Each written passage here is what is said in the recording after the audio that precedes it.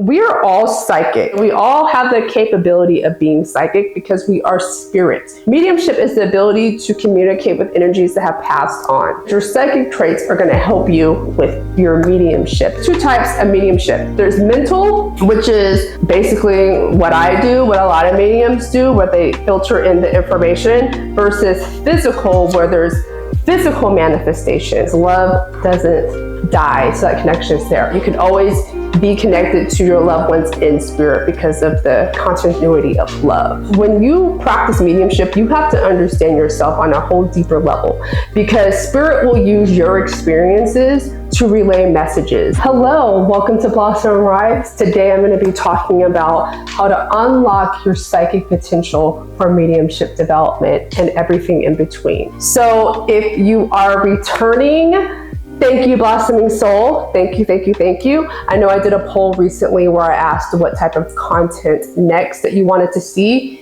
and mediumship was slightly higher, so I had to work on it a little bit, and here we are, okay? If you are new here, welcome. My name is Amber Toysella. I am a spiritual medium, a divine feminine in union, as well as a licensed psychotherapist. And I talk about all things of conscious rising and spiritual development. So if you're into that, stay tuned and let's get into it. I want to briefly discuss a disclaimer that this is based on years of studying of mediumship and continued development with mediumship, okay? If this resonates with you, awesome. If it doesn't, then this message is not for you, okay? So just take it as it resonates and leave the rest. I'll just leave it there, okay? So we are all psychic, okay? We all have the capability of being psychic because we are spirits. We are energy that is psychic, okay? It's like a spectrum, right? Where people are like, I don't have a psychic bone in my body, but oh, I have a gut feeling, or something told me this.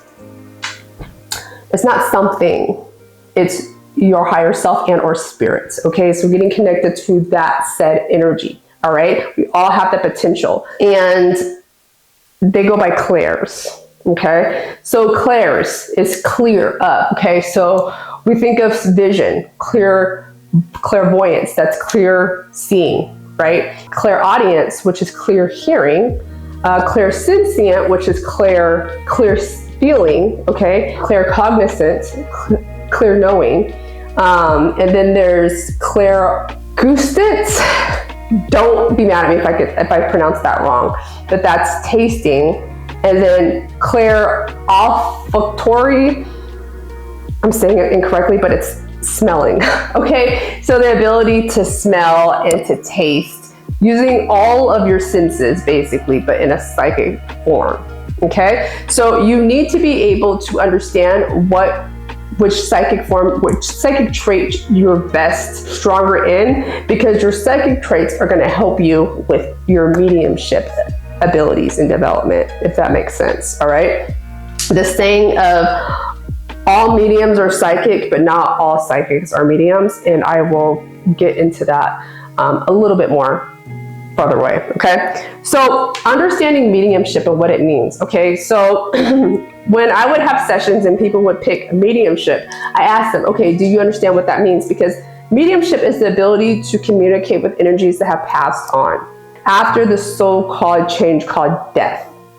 Okay, and I say that like that because there's no such thing as death. Okay, it's just a change from one energy form into the next. We go back to spirit, we go back to pure energy, okay?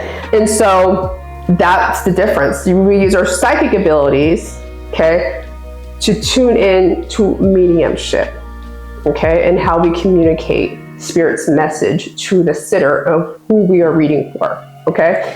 I will say that I learned a lot about mediumship through the National Spiritual Association of Churches, which is America's Spiritualism.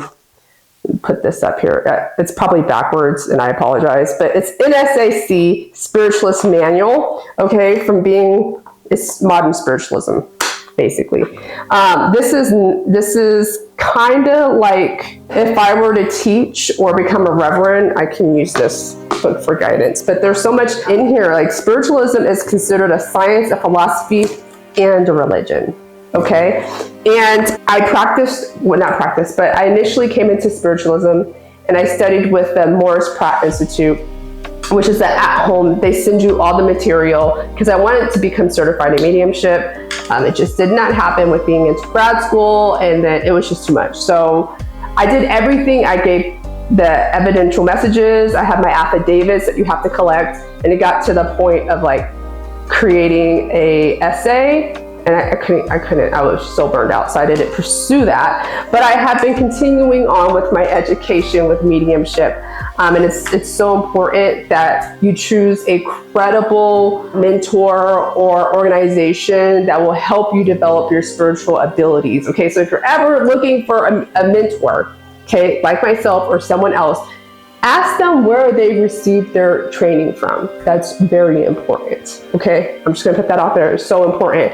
But there's two types of mediumship. There's mental, which is basically what I do, what a lot of mediums do, where they filter in the information, versus physical, where there's physical manifestation, okay? Like the ability to like bend spoons or bend objects, and ectoplasm. If you've ever heard of ectoplasm, it's a physical manifestation of energy. They used to photograph that a lot in the early 1800s, but early period of spiritualism. There were a lot of people that faked it, but then there was a lot of cases of true occurrence, okay? But those are the two differences. We have mental and physical mediumship. So I talked about a little bit of the NSAC, right? So spiritualism really kicks up in America here around 1848 with the uprise of the Fox sisters, who used the rappings to communicate with spirit. Well, spirit used rappings to communicate with them, but that was like the first known case. And I will say, disclaimer, that later on in their lives, they did state that they faked everything, but I'm not entirely sure how true that is. And I'm sorry if you're getting picked up from my microphone from me playing with it, I apologize. But seances, mediumship, that's mediumship, okay? The early rise of spiritualism in like the early 1900s, they're conducting seances, that is 100% spiritualism. And it's interesting because back in the UK, spiritualism is totally different from America to the UK. It's almost drastically different, because in America, in the churches, they want you to only work on things that prove that the existence of life after the change called death, right? Whereas in the UK, spiritualism encompasses like past life regressions, astrology, birth charts, trance healing, transcommunication healing. I mean, healing happens here too in America, but it's more broad, where in America it's more restricted, okay? We couldn't talk about like past lives in church during readings, like could not do that. Just not. But differences, but all-encompassing energy in life after the so-called death, okay? And of course, because I am African American, I'd be remiss if I don't bring this up. One of the most popular and known African American spiritualists in her time was Sojourner Truth.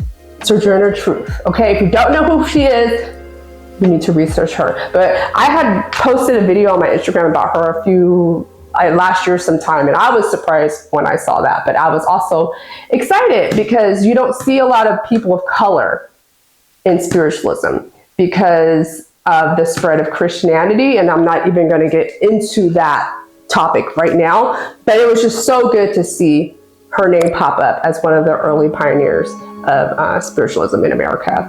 And also Sir Arthur Conan Doyle.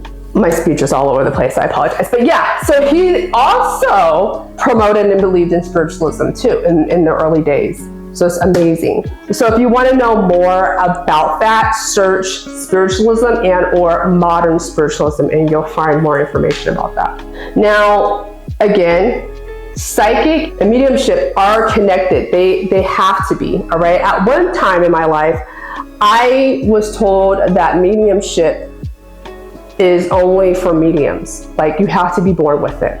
You have to be born with it, and or it could come later on in life, called latent abilities. However, now I'm understanding that because of the connection of love that we have, anyone can connect with their loved ones in spirit because love doesn't die, so that connection is there. Now, however, being able to connect with your loved ones in spirit and other people that you don't know, that there's no way that you could possibly know and sit and read for a sitter, I'm not sure about that. I haven't found evidence of that yet, but I'm for sure know that you can always be connected to your loved ones in spirit because of the continuity of love. So, how does one become a psychic or a medium? Okay, so like I said, everyone is psychic to a degree. You are psychic to a degree. Even if you feel like you're not, you are. The key point here is to learn how to meditate, okay? I will include, I think, this side here, a video that I did on how to create a space, a sacred space for you to start, okay? Just a place for you to transition from this world to the world of spirit, okay? Check that out. But that's super important, okay, is learning how to meditate, first of all, being present and being able to let go of thoughts, things that happen about the day, whatnot, and just be present. And then from there, you can build on creating a sacred space for yourself. Sitting in the power is another exercise that we, practice when we're performing mediumship. And it's basically extending our energy out so that we can meet spirit, because spirit's energy is higher than 3D, right? So we have to rise to meet their energy. And then it's expansiveness, bring back. Expansiveness even further, bring back. I learned that exercise at the Arthur Family College. In 2019, I took a 7-day course, seven or 5-day course of advanced mediumship, and it was top tier with the now president of the college, Jackie Wright, who is amazing. She's one of my favorite instructors thus far. But yeah, sitting in the power is great to elevate your energy so that you can meet with spirits. Another thing that can help is being engaged in developmental courses, i.e. a developmental group where you meet with the same people every week to practice your abilities, or with a one-on-one, like myself, a mentor, to help practice your abilities. Practice. It's just like a muscle. The more you work it, the more it will grow. Okay. Other exercises that you can try is an exercise called psychometry. When you hold up something like this flower agate that I got at the Arthur Family College, you hold on to it and you see what information you get from it. Okay. Also, Zener cards, which helps to practice ESP, which is extrasensory perception, if I can even speak. So caffeine, guys, caffeine. Those are really great to practice your abilities, but you have to keep practicing.